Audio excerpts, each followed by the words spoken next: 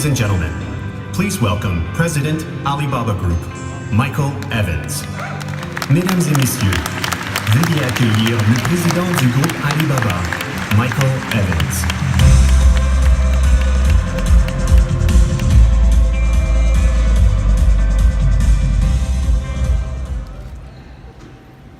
Good morning and welcome to Gateway 17. Thank you so much for joining us today. Bonjour, bienvenue.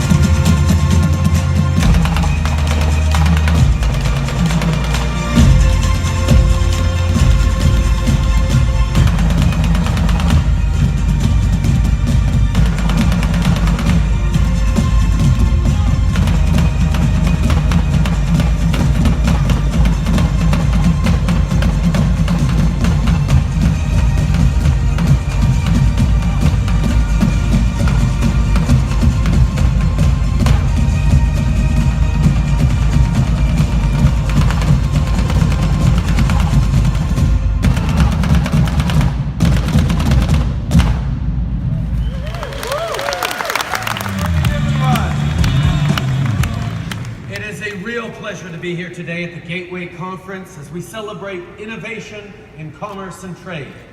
I understand we've got well over 2,500 folks who've registered for a day of sharing experiences and networking, business owners from everywhere.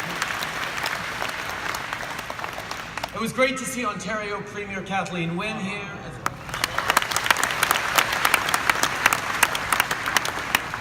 Businesses across our two countries see great potential in working together. This conference today will help turn that potential into reality. Last summer, I was in China to strengthen our relations and increase two-way trade for the mutual benefit of our citizens. I had a series of meetings on tourism, women's entrepreneurship, and small business. And at a particularly exciting event, Jack and I announced the launch of the Canada Pavilion on Alibaba. That was a great day for the Canada-China relationship, and more importantly, a great day for our citizens. For years, Canadian business owners have been selling their goods on the world's largest shopping site. And over this past year, they've enjoyed a boosted online presence through a dedicated Canada hub. Through partnerships with Alibaba, Canadian producers have been able to sell their innovative technologies, apparel, and quality fresh food to almost 500 million Chinese customers. Take, for example, outerwear and equipment manufacturer Arc'teryx. Last year, the Canadian business saw an 80% increase in sales on Alibaba's Tmall. And today, China represents the company's fastest growing market. Consider also the success of Canadian jewelry retailer Lugaro.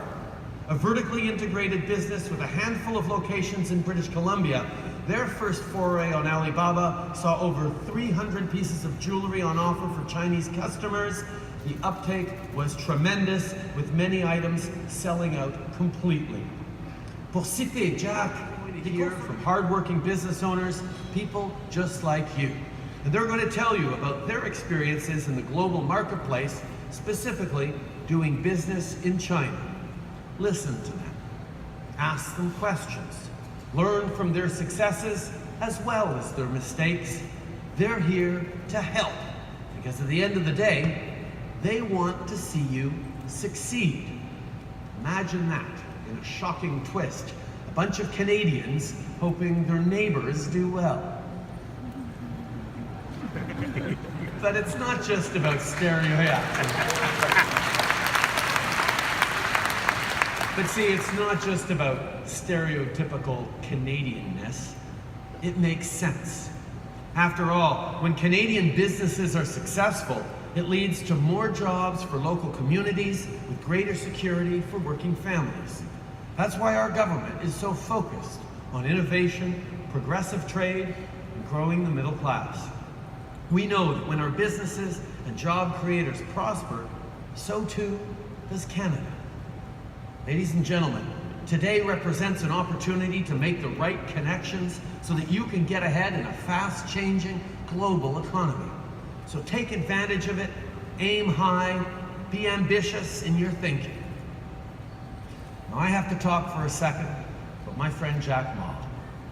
It's not a stretch to say that he's transformed the way business is done in China.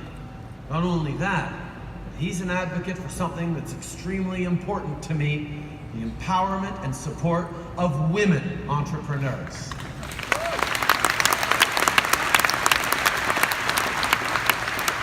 Comme nous le savons tous. Morning. Bonjour. Comment allez-vous? Well, thank you, Prime Minister. Thank you, ministers, ambassadors, and entrepreneurs. It's so exciting, especially every time I talk to the Prime Minister. We met like 5 times in the past 2 years. Every time we discuss about small business, entrepreneurs, and women entrepreneurs, we always feel excited. And this time, I came back to Toronto almost 15 years ago. In the winter, I came to Toronto. And then I came here with like 10 Chinese internet entrepreneurs, and also with a lot of internet guys. At that time, internet bubble just bursted. So we discussed about the future of internet. And I was the believer. And I believe e-commerce, I believe internet, even the internet bubble bursted. Many of my colleagues at that time said they're talking about we should raise more money, change our internet business into real business.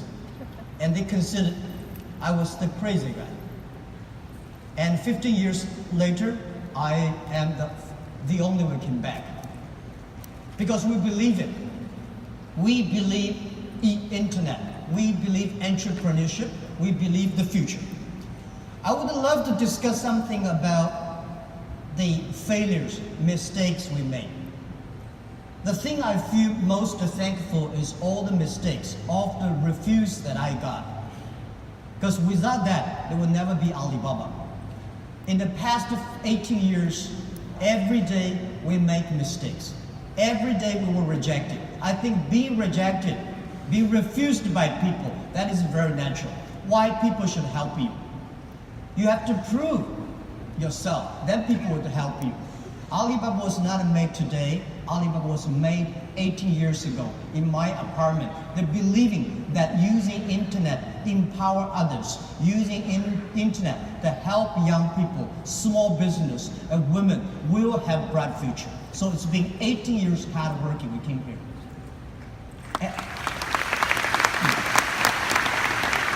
Today, there are a lot of books about us. I don't read these books because I think these books are not about us. People love to see successful stories, but most of the success stories, they succeed because of the mistakes. I encourage all the young people, entrepreneurs, to learn from the mistakes. Do not study successful stories. Successful stories in the Harvard Business School, normally, there are a lot of things behind it you don't know. But if you learn from the mistakes, if you learn, especially the failure case studies, it's going to help you. What I will say is not about you learn from mistakes does not mean you will avoid mistakes. You will learn the attitude towards these mistakes and never give up, fighting again. Of course, it's very painful when you're rejected, when you're refused. I went all around looking for money. Nobody gave us the money. I all go around looking for partnerships. Nobody believed small business and e-commerce in China would work. I was very painful that day, and when I saw one movie, Forrest Gump. I love that movie, especially the sentence that Mom said, life like a box of chocolate. You never know what you're going to get. So stay full. Stay foolish to your dream and continue to fight. So this is what we did as an entrepreneur. We never complain. When people complain, the opportunity comes. So if you can solve the complaints, that is your opportunity. So I love to, when I talk to the entrepreneurs, I feel excited. When I'm sitting there listening to the entrepreneurs talk, I feel inspired. I feel we are the same animal. The difference between big company and small company is not about revenue. It's about the dream. The small companies have the dreams. Most of the big companies, when they get certain size, they only have KPI. So if you fight only for next quarter, how can you survive in such a turbulence times? You have to believe the future. You have to continue to the future. You have to stay focused. As I said to myself early days, if there are 9 rabbits on the ground, if you want to catch the rabbit, don't change the rabbit, change yourself. Stick to one rabbit. If you have the dream, stick to the dream. That is what I believe. So this is what I want to say is that Alibaba started 18 years ago. We never change our dream. We believe e-commerce. We believe internet. We believe by helping young people, helping small business, and helping empower women, we will have the future. The difference between last century and this century, the difference between IT and DT is IT empower yourself, DT empower others. When you help others, you are helping yourselves. This is what we believe. 18 years ago, 18 people in my apartment. When we had this dream, when we started, everybody say, you guys are crazy. How can you do e-commerce? No infrastructure, no credit system, no logistics, no this, no that. How could you do it? Taobao was funny. When we launched Taobao, we thought we were going to have a big business in about 1 month. But for the first 5 days, nobody come here even shopping. So the 7 college employees in my apartment, we have to buy ourselves. You sell, we buy. And the first month when somebody came to sell, no matter whatever you sell, we buy them. That would tell the sellers, wow, this thing really can be able to sell. So more people come sell. So we bought a whole house of things, garbage, they're no use. But at least we build up the trust. When you start to sell, we start to learn, and we learn the experience of selling, we learn experience of the servicing. Today, from nobody, from nothing, we have got from 18 people to 50,000 people. From nobody come to sell and buy, we got 500 million, more than 500 million users. And every day, 200 million people come to sell and buy on the Alibaba site, on the Tmall and Taobao.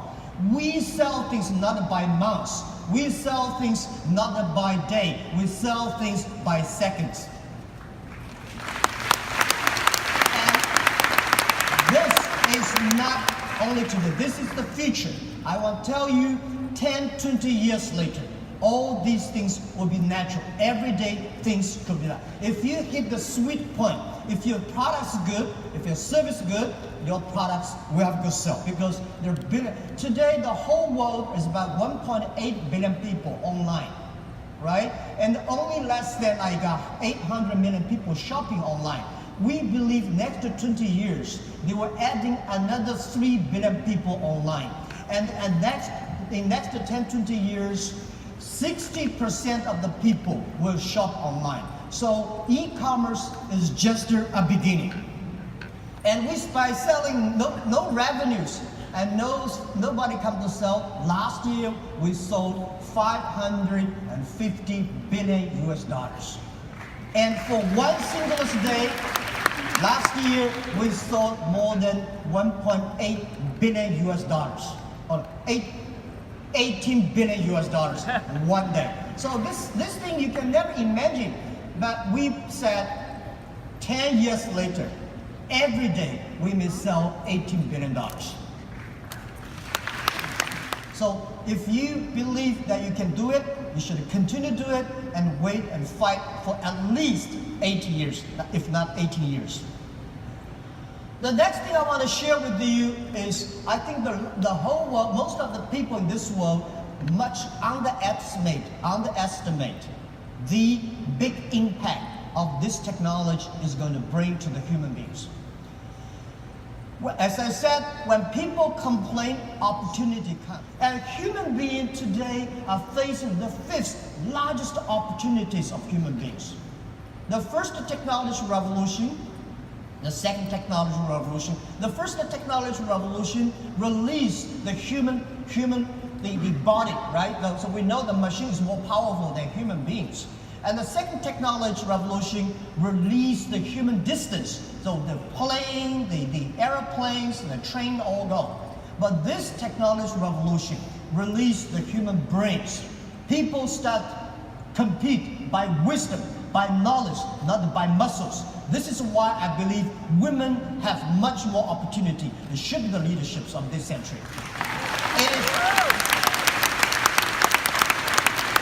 It is the competition of care for others. It is the competition of wisdom, not muscles. Right. This is what we believe. And also I would say, in every technology revolution takes about 50 years. The first 20 years is about technology. The next 30 years is about application of the technology.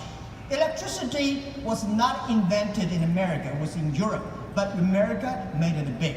Cars was not invented in the USA, but USA using car make their country on the wheels. So this is what we think, that the past 20 years is about internet technology, internet companies, Amazon, eBay, Facebook, Google, Alibaba, these companies. But these companies may not be necessarily still be very powerful in next 10, 20 years if they does not continue to be innovative, if continue to be running fast. So who will be the next wave? Those companies, those countries make full use of this technology, make full use of this internet as infrastructure, they will blooming. This is what we truly believe. So next 30 years are the critical. Those companies who are using this internet technology, data, artificial intelligence, their company will boom. So the other thing is that for these new technology comes, everybody be careful. It's a challenge for big companies. It is opportunity for small business. Because big companies, they've been there for like 50 or 20 years, very successful, they want to protect. for us, small business, we have nothing to lose. So we should learn from scratches. We learn from it. And I believe in the past 18 years of experience, the most difficult thing in this world is to convincing successful people. They will tell you, oh no, we've been doing that for years. Don't tell me internet works. But it's easy and it's good to help those people who want to be successful. So helping young people is helping future. Believing young people is believing your future. What we did in the past 15 years ago when we launched Taobao, nobody wanted to use Taobao and Tmall. So we tried to convincing those people who are 18 years old. They don't have money. They want to buy, cheaper things and tiny things. Those people who are 40 years old, they don't buy it. They think, no, we don't like it. So we said, for 18 years people, in China, in the older days, when we're convincing older people, we're convincing young people. But now we're convincing young people, we're convincing older people. So those 18 years old, we wait for them for 10 years. When they're 28, they will be the future. That is why we have a patience. For 15 years ago, we've been waiting for 15 years until today. So that is called strategy.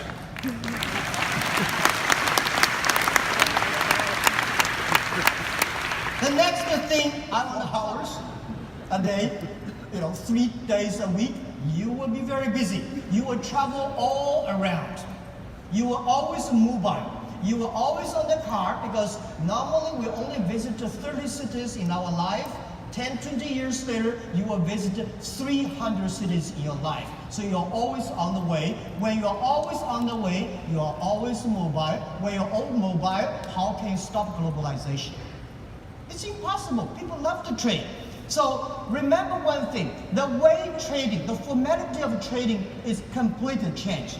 Normally small business, big companies go to the trade shows. We small business, we don't have a budget. We cannot get the visas. We cannot have the time to go to the trade show. The best trade shows is online. In the future, it's not e-commerce, it's e-business. In the future, there will be no made in China, made in America, made in Canada. In the future, most of the products made in internet.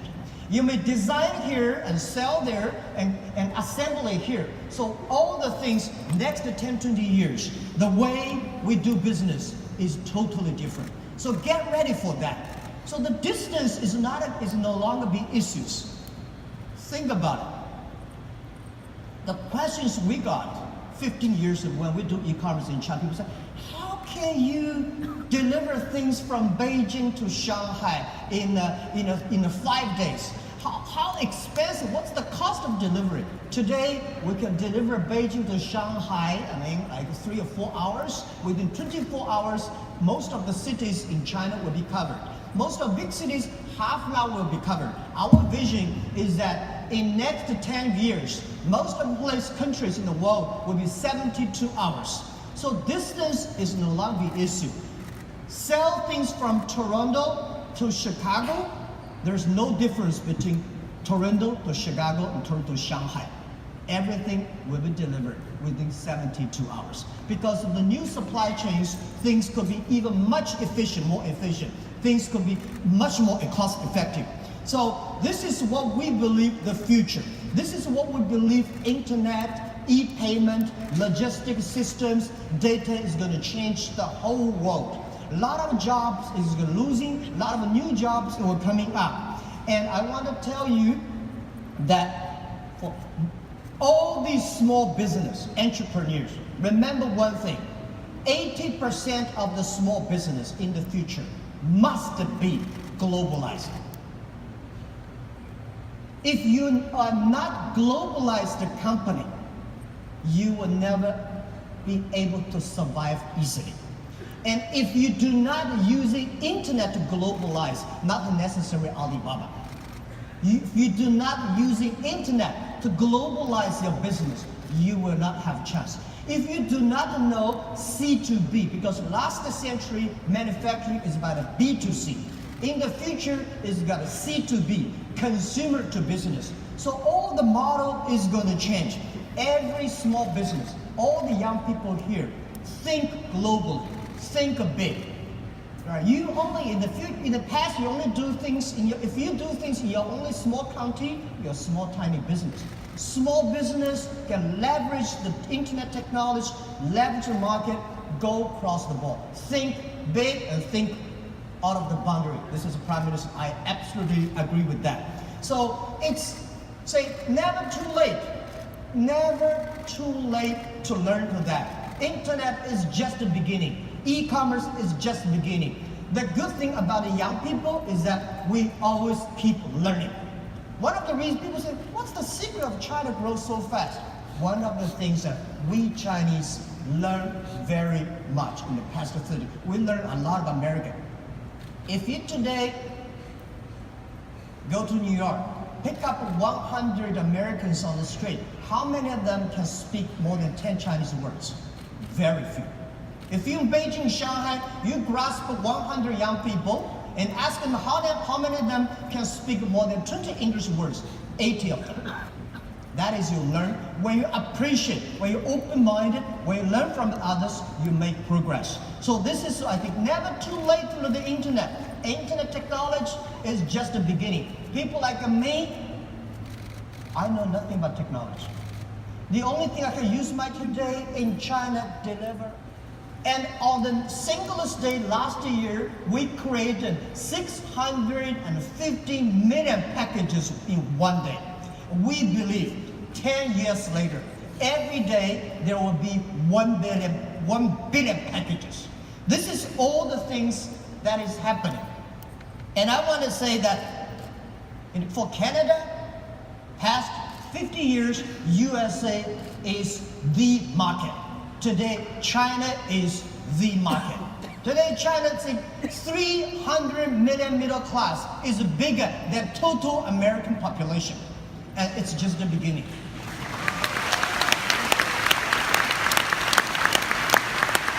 So please learn to business online with Chinese. People say, doing Chinese business with Chinese is very difficult. Let me tell you, doing business with any people is difficult. Right? But there's one thing, why I like Canada products. I have Canada Goose and a lot of my wife buy a lot of stuff from Canada. You have 1.5 million Chinese community here. These are your ambassadors of your products. They are telling every Chinese, the environment, the beauty, the products. So we should leverage that. And I think if you cannot do business with the Chinese, it will be difficult for you guys to do business with other nations. That's what I believe. And you have to learn to business doing things online. As I said, online business, that is not that difficult. The only is build up the trust, and one key element, one of the secret source of Alibaba's success is we have close to 50% of employees are women. At the internet time, women, because they care others more than they care themselves. The usability is so good. They're online, they care for the others. So we have more than 48% of employees of our company are women. We have 33% of the senior management are women. These people, they consider the others. So online time, e-commerce time, when you do business, cross the ocean, cross the board, I would say, think out of the box. And so this is something I want to say, doing business in China.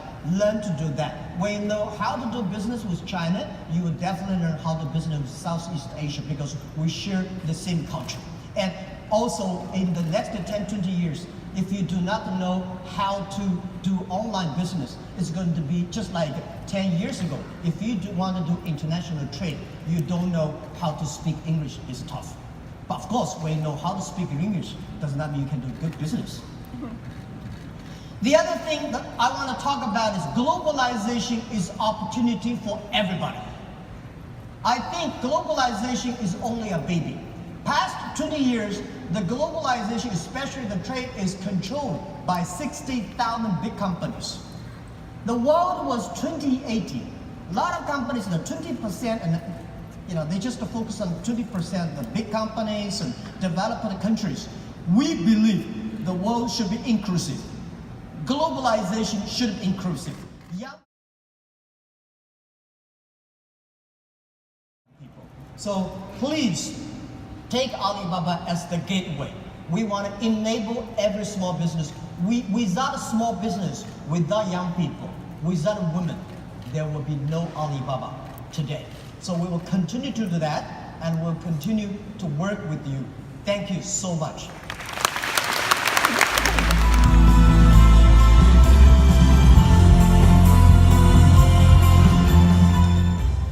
Well, great to be here again. Great to be here as well. Thank you. So we heard from Jack that if you miss China, you miss the future. And 1.4 billion consumers. Do you think this is true?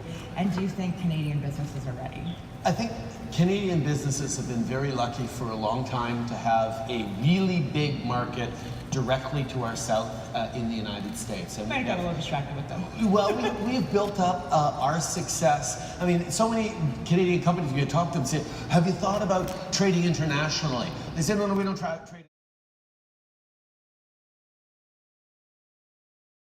The success of China in getting people out of poverty, in creating 500 million people in the middle class, means there is a market there that is excited about what Canada is doing, and we just have to realize that even though it's further physically, what Alibaba means, what the internet means is it's really not that far in terms of finding your customers, and it's incredibly worth it, and it's a great, exciting opportunity. Great opportunity. So Jack, people often say that going to China is just too hard, right? There's language, your English is amazing, by the way. The distance, the culture, the red tape, the regulations that are one way and that change even more when you're successful. Canadians might say, well, it's easier to go to the US, as you were saying, France or the UK, but why should China be on the top of companies' international strategies?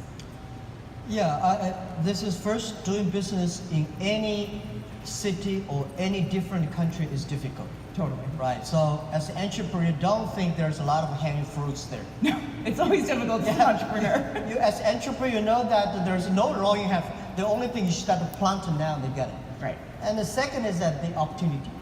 Yeah. Right, there's no country in the whole world today have like 300 People is rising, is exporting, is importing, is an extremely powerful player.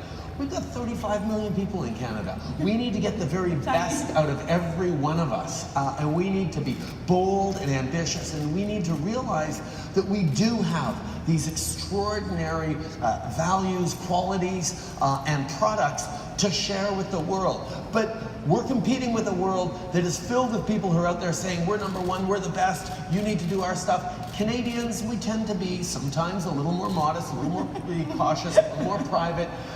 We need to push. We need to get over that hump. And that's why Canada has been so focused as a government on working with partners like Alibaba, on working with e-commerce giants to get people to realize the opportunities for growth, for jobs, for entrepreneurs to succeed in the world by getting out there, by realizing that selling across the street is fine, but selling around the world is not much harder.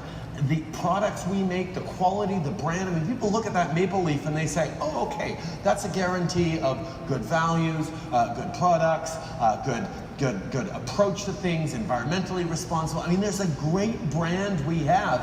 We just need to do a better job of elevating, because I know that as people eat lobsters from the East Coast, as they try on Arc'teryx jackets, as they discover maple syrup and how good it is in cooking, as they discover all the things that we do well, there will be room for tremendous success. And as a government, you'll see from the Canada Pavilion out there on the trade show floor, there to help you with everything, for all your questions from how do you get through the red tape, or how do you launch, or how do you get your space on the mall, how do you get the Canadian support, how do we deal with IP issues, all those different things.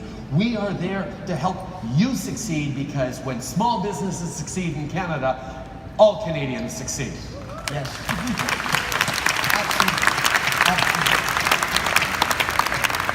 We certainly do. And small business has been the backbone of this economy for a very long time.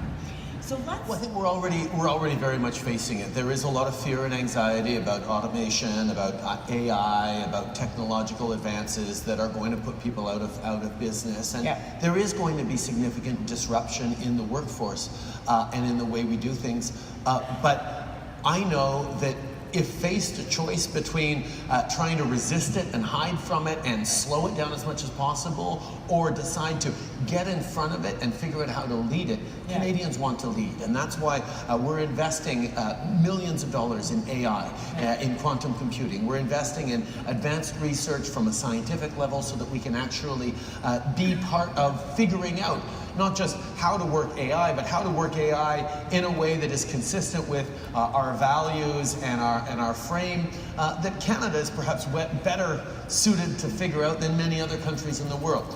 On top of that, we need to start preparing for this transition, which means, yes, making sure our elementary school kids are learning how to code, learning how to be powerful users of technology so that they can stay ahead of it, but at the same time, understand the creativity, the diversity that sparks innovation, all the things that, as you say, computers find it more difficult to do, so that we can be powerful users of technology as it changes.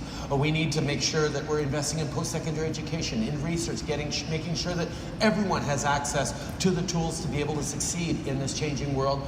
And we're also making sure we're investing in people who are mid-career, or even approaching the end of their career, who want to retrain, who want to go back to school, who want to be able to be part of the changes that we're in, so that they can also benefit from technological changes. And yes, there's disruption going on, but a country like Canada, with the size, with the education, with the scale we have, and with the investments and approach we have, and also with that diversity, when you talk about things computers can't do, and the challenges come, when you get a room filled with people from every different corner of the world, different languages, different backgrounds, different stories, and you set them to work solving a particular challenge, nothing can match the innovation, the creativity that comes out of that meeting of cultures and that reflectiveness. So our capacity to say, you know what, we are better suited to figure out what the future is going to look like and how we can benefit from it and how the world can benefit from it, is exactly what this government is doing, what Canada is doing. We see the future coming. We want to be there first, and that's where we know our strengths are. Totally. And I've seen that in some of my own companies, right? I'm very inspired by what he said, especially that a lot of Canadian high-tech companies go to the Silicon Valley. I don't think this thing is no longer going to happen. They should not migrate to Silicon Valley. They should migrate on the internet. Silicon Valley is too crowded. They will never find a Rents are very expensive there. Yeah, life is expensive. You'll never see such a great environment like Vancouver, Toronto, Quebec. This is the human, we come to this world not to compete in the fight. We come to this world to enjoy life. While you enjoy life and doing business, and it'll be good.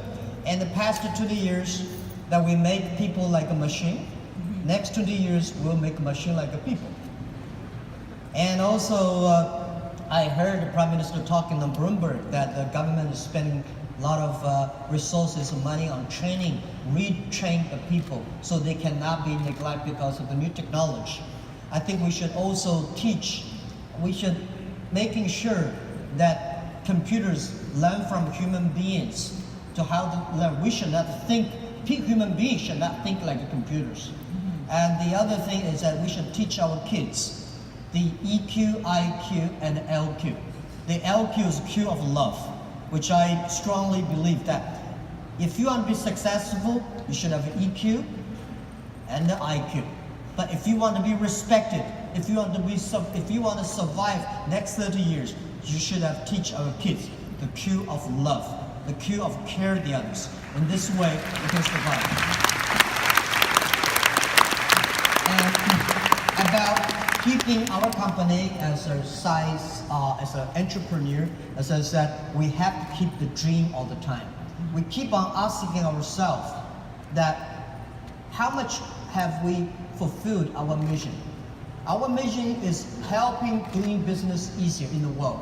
Our vision is to last 102 years.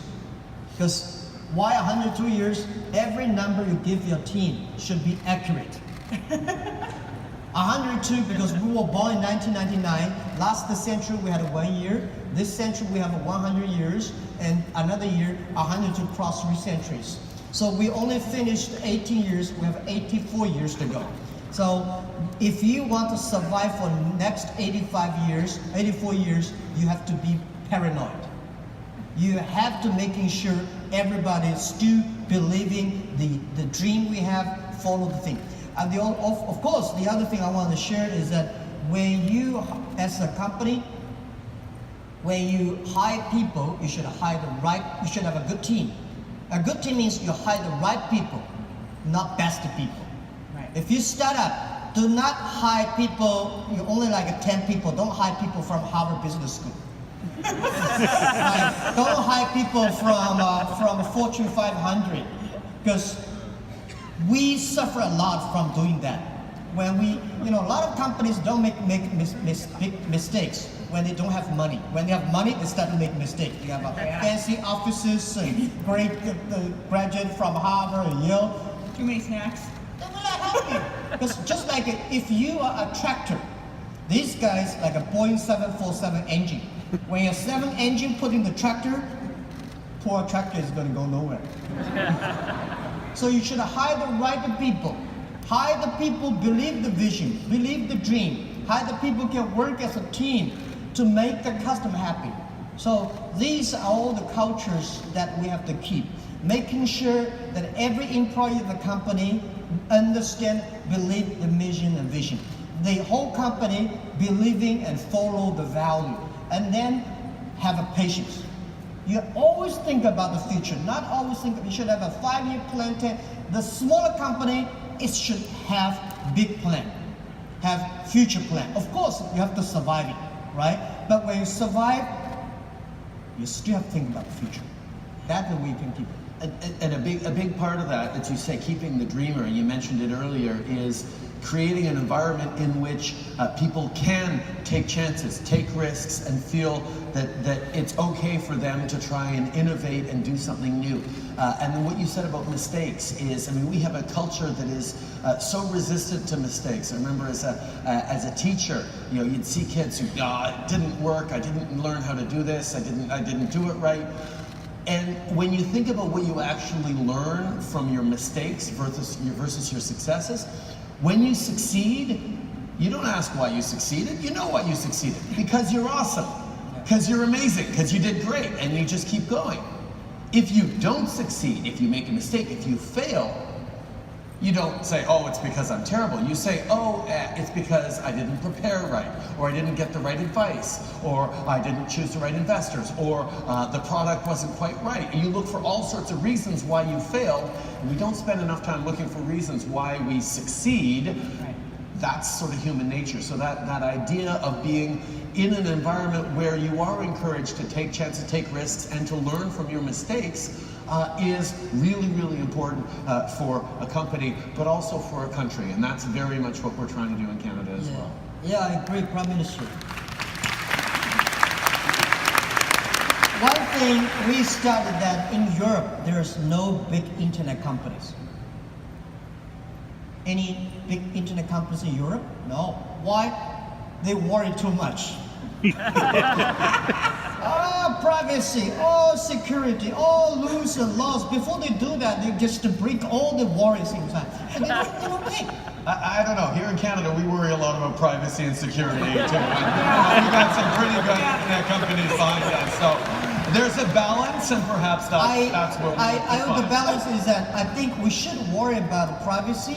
We should worry because privacy and security are the most difficult things that we have to go across. But you never solve the problem and then go do it. You do it, if you worry, you don't know how to do it. You do it, you seriously take these things, solve the problem step by step, and then you will solve the problem. This is, today, you know how many attacks we got every day? Every day, average 200 million hack attacks to Alibaba servers every day. Remember, we would never be able to solve that problem 10 years ago. Because we're fixing that every day, so we got power.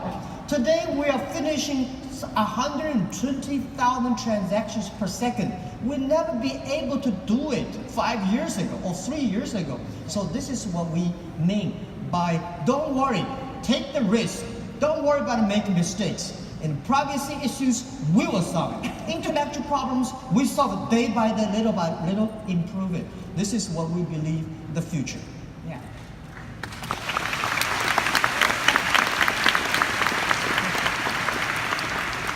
And that is I told my team 10 years ago, I said, I read some interesting books. A great general, when he getting old, 70, 80 years old, he did not tell his kids about the victory he made. He tell about, oh my God, I survived from those terrible battlefields. And the kids look at him, oh my God, how could you survive in that? That is something you feel proud. Life is about experience. right. No matter how much money you make, somebody will be smart than you are, make more money than you do.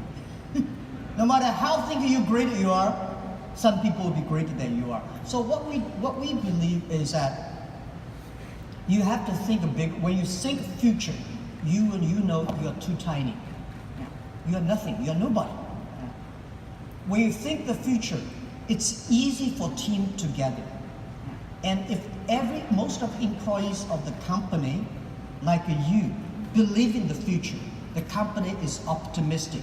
They're never scared of making mistake today. And of course, you have to make sure we survive today. So as an entrepreneur, this is my advice. You should run as faster as a rabbit, but you should have as a patient as a turtle. In this way, so it's all the balance. Run fast and be patient. And I think one of the things that Canada, over the past couple of years, I spent a lot of time making a pitch for investments in Canada, bringing in people to create jobs, create growth, create opportunities here in Canada. And one of the big things we say is, look, when you want to look a way to maximize your return on investment, you can take a risk in a developing world, or there's lots of places where you can get big returns in a very short period of time. But there's so much risk involved that what we offer in Canada is stability. Economic, political, social stability that's going to be good for the next 10 years, 20 years, 50 years. We're thinking about how to build a country for the long term, bringing in diversity, not keeping people out, realizing that being thoughtful and being there for your neighbors is actually the best way to create strong, resilient communities through the challenges we have. Having that natural forethinking. I think it has to do with the weather in Canada. Every year we know we have to prepare for winter. You have to think ahead. You can't just sort of get by.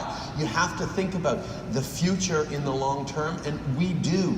And that pitch and that understanding how you build something that is sustainable and not just a flash that's going to create a great spike but then drop just as quick is much more the way Canadians try to process things, and I think that's a great fit for the shift the world has to make right now.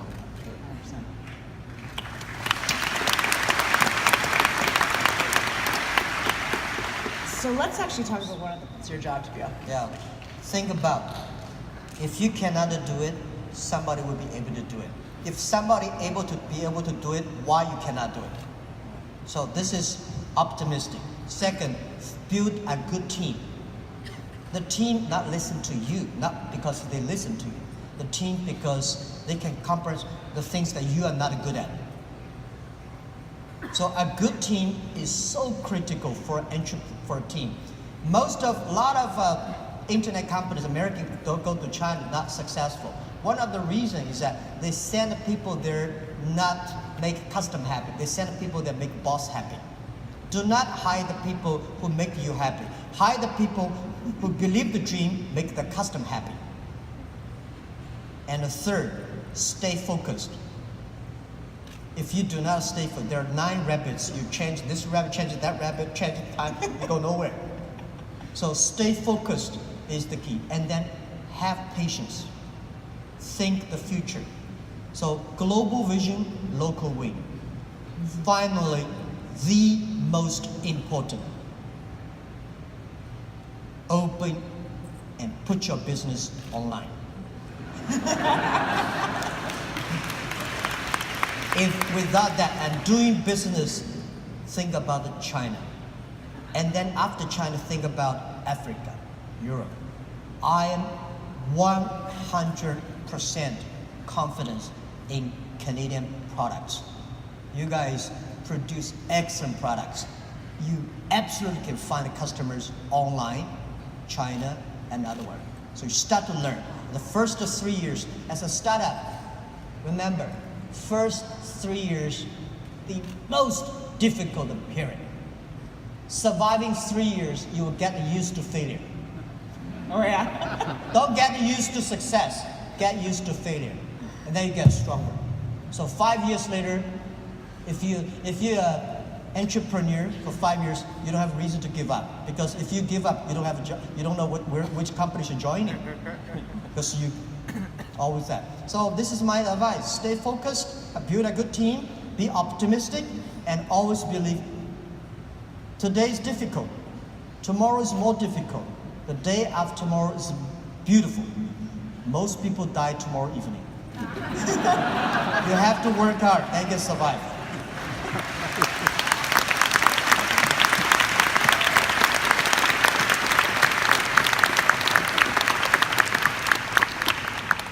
Well, I couldn't think of that.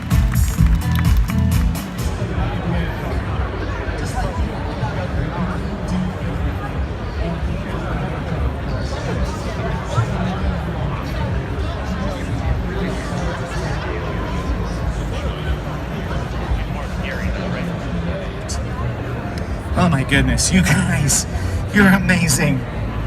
Oh, watch yourself, Peter. I'll squish your toes. Good morning, sir. How are you? Good to see you. Welcome, welcome, welcome.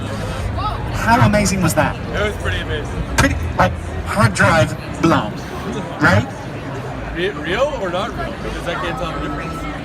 No, you're definitely real. I'm definitely real. Oh, you're talking about me? I thought you were talking about you. Talking about you. No, I'm a figment of your imagination. If you turn around 3 times and go, "Biff," I shall disappear. Yeah. Two times. Yeah, I'm still here. 3 times. And that's 3 times. Yeah, I guess I'm real. Oh, we can interface? I would love to interface with you, sir. What's your good name? Harrison. Harrison, nice to interface with you, Harrison. My name's ICANN. That's ICANN because I can do anything. I can, we can, you can. We all can. We all can. All right. Except stairs. No stairs. No stairs. Actually, I could do stairs once, down. Not pretty. Just saying. Nice to meet you. It's so nice to interface with you. I gotta interface with all these amazing people around here today because they've just literally had a life-changing experience.